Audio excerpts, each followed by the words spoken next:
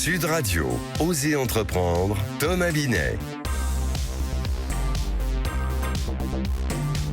Entreprenez, réentreprenez comme tous les dimanches sur Sud Radio avec Thomas Binet. Bonjour Thomas. Bonjour Jean-Marie. Au programme ce matin. Je vais vous raconter une histoire pas comme les autres, celle des casinos. Vous savez, les marques. Vous êtes de Saint-Étienne, je crois, non ? Je suis supporter des Verts, c'est déjà pas mal. Supporter des Verts. Écoutez, un choix philosophique, c'est encore plus difficile. On va retourner dans votre région de cœur. Alors, et puis entreprendre dans la parfumerie face aux géants du secteur. Comment s'y prendre et réussir ? On reçoit Valérie Demars, fondatrice d'Aimé Demars, parfum français 100% naturel. Et puis on finira notre rendez-vous de ce dimanche matin sur l'arnaque au faux support technique avec notre avocate et consultante Caroline Laverdé. Faites très attention, ça peut vous arriver, on vous expliquera comment y échapper. Mais avant ça, comme chaque semaine sur Sud Radio en partenariat avec le magazine Entreprendre, on vous emmène faire vos courses dans la saga d'une entreprise. Attention, on ne fait pas les courses n'importe où, direction les rayons de l'histoire avec une enseigne qui a marqué le quotidien de millions de Français, Casino. Thomas, Casino, d'où vient ce nom un peu surprenant pour une chaîne d'alimentation ? Jean-Marie, tout commence à Saint-Étienne dans les années 1860 avec une petite épicerie installée à la place d'un ancien café-concert qui s'appelait le Casino Lyrique.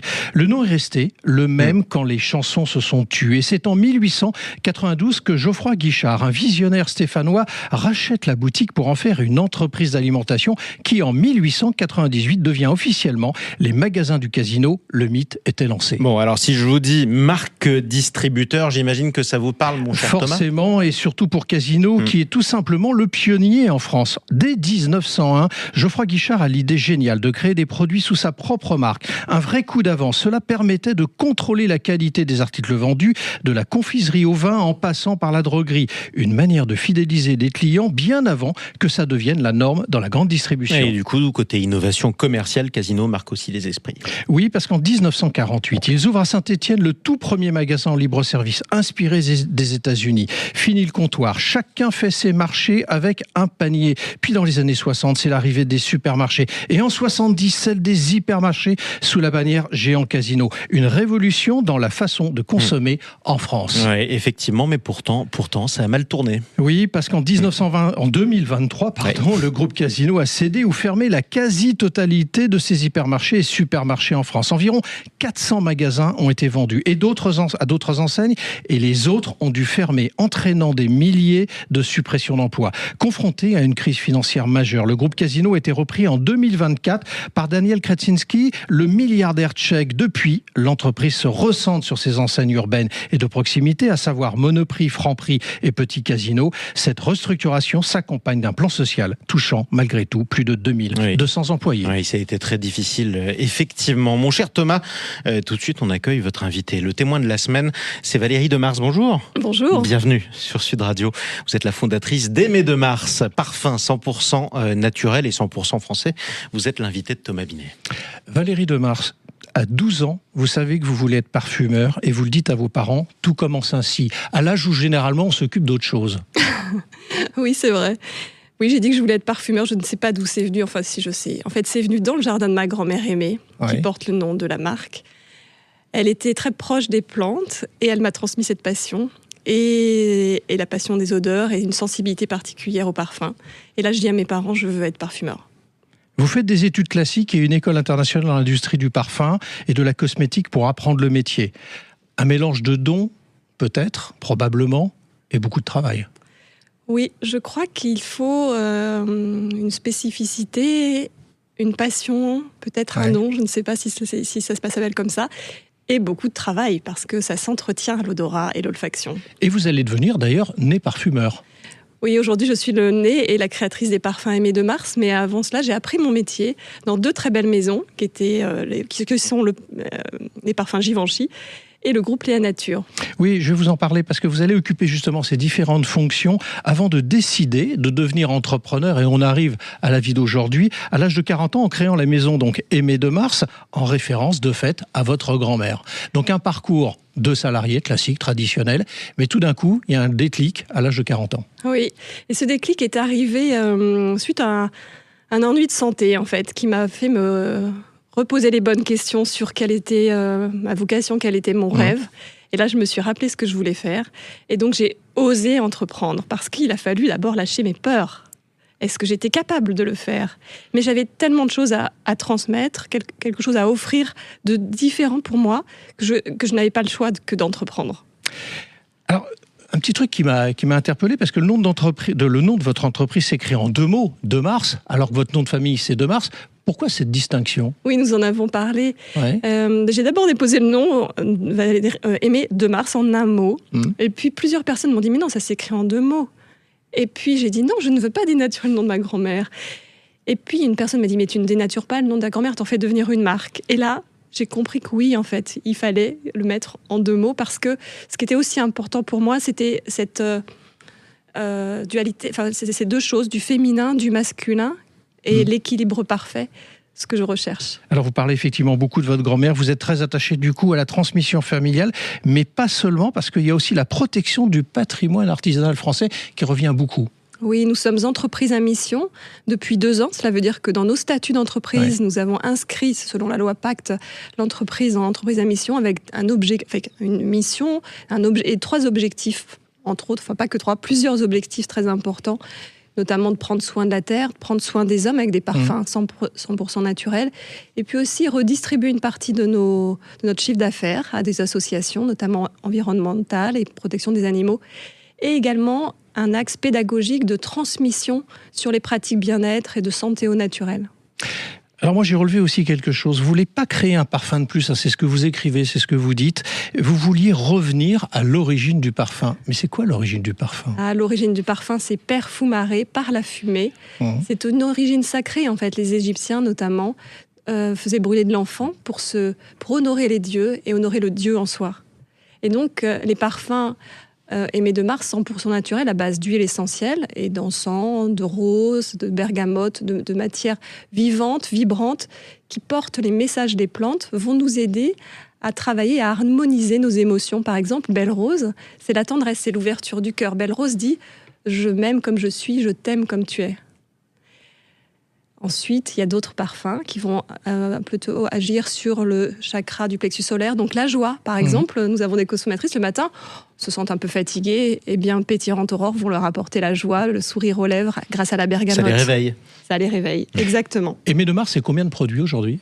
Nous avons une 50aine de références comprises entre les parfums pour la personne, avec 2 gammes, la gamme originelle et la gamme des déesses, à la fois des parfums pour femmes et pour hommes. Et puis une gamme pour la maison, parce qu'il convient de bien prendre soin de sa maison et de ne pas respirer n'importe quoi. Respirer de l'air pur, des huiles essentielles qui vont purifier, énergiser la maison et en plus la parfumer. Et puis il y a eu cette rencontre avec Natacha Saint-Pierre, l'artiste franco-canadienne. Oui, une très belle rencontre, un hasard qui n'en est pas un, comme bien souvent. Nous nous sommes rencontrés sur un festival de yoga. C'était la marraine de ce festival. Et moi, je donnais une conférence sur parfum et méditation. Et on a eu un coup de cœur. Et elle m'a invitée à l'un de ses concerts magnifiques où elle chante merveilleusement Thérèse.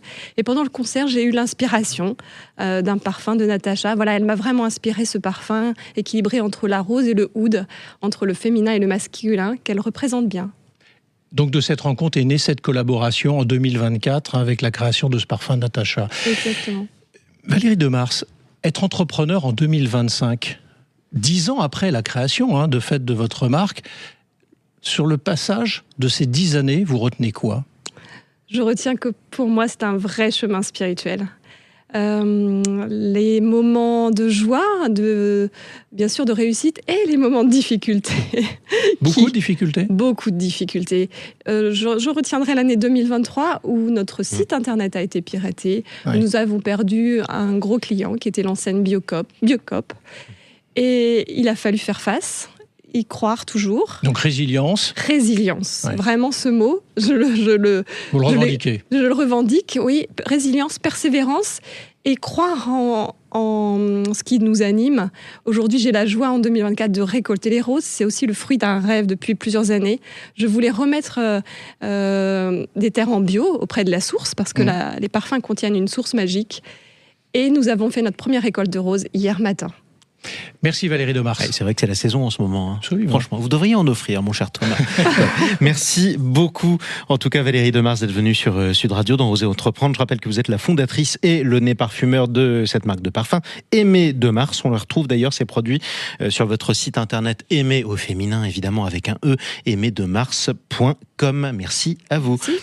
Bruno, le spécialiste des fournitures et de l'équipement pour les professionnels, présente Sud Radio, Oser Entreprendre, Thomas Binet.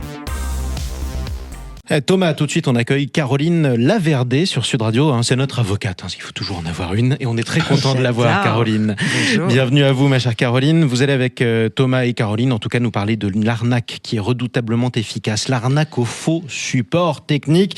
Ça figure parmi les plus trompeuses, mon cher Thomas. Oui, absolument, Jean-Marie. Alors, Caroline, première question simple mais cruciale. En quoi consiste exactement cette arnaque au faux support technique ? Eh bien, mon cher Thomas, c'est une supercherie très bien ficelée. Ouais. Imaginez, vous êtes tranquillement sur votre ordinateur et une fenêtre inquiétante surgit, prétendant que votre machine est infectée. Elle vous pousse à cliquer sur un lien ou un numéro d'urgence pour régler le problème. Et au bout du fil, un soi-disant technicien qui se revendique de Microsoft, d'Apple ou d'un antivirus connu, il vous demande un accès à distance. Il peut alors installer un logiciel espion, voler vos données, voire vous demander de payer pour un faux service. Alors concrètement, qui est visé par ce type d'arnaque ? Et surtout, est-ce que ce sont toujours les mêmes profils ? Alors, tout le monde peut être concerné, particulier comme entreprise. Ça peut toucher un salarié en télétravail, un comptable, un dirigeant. Les fonctions sensibles, finances, juridiques, direction, sont extrêmement vulnérables. Et les PME, surtout celles qui n'ont pas de service informatique interne, sont très exposées. Et quels sont les risques concrets si un salarié tombe dans ce fameux piège ? Bien sûr, les conséquences peuvent être très graves. Ouais. Intrusion dans le réseau, vol de fichiers sensibles, espionnage industriel et parfois même une demande de rançon sous menace de paralysie complète de l'activité. Pire encore, si des données personnelles sont volées, l'entreprise peut être tenue responsable. La prévention en amont est donc la clé. Il faut former régulièrement les collaborateurs à la détection des tentatives d'arnaque. Donc si on vous entend bien et on vous comprend bien, cette arnaque peut faire courir donc de grands risques financiers ou d'atteinte à la réputation d'une société. Si jamais on est victime de cette arnaque, on doit faire quoi ? Il faut bien sûr agir très vite. Première étape, couper la connexion Internet de l'ordinateur compromis. Ensuite, alerter immédiatement le service ou le prestataire informatique. Il faut aussi changer tous les mots de passe utilisés sur le poste et lancer une analyse antivirus complète. Et si des données sensibles sont touchées, il faut envisager de prévenir la CNIL, notre Commission nationale de l'informatique et des libertés, voire de porter plainte. Bon, et dans tous les cas, vous cliquez pas, c'est le plus sûr. Ne cliquez pas. Ne cliquez pas, Thomas. Allez, restez avec nous. On se retrouve dans un instant. On va parler d'investissement. On investit dans quel domaine ? Eh ben, on va investir en bourse. Sud Radio, Oser Entreprendre, Thomas Binet.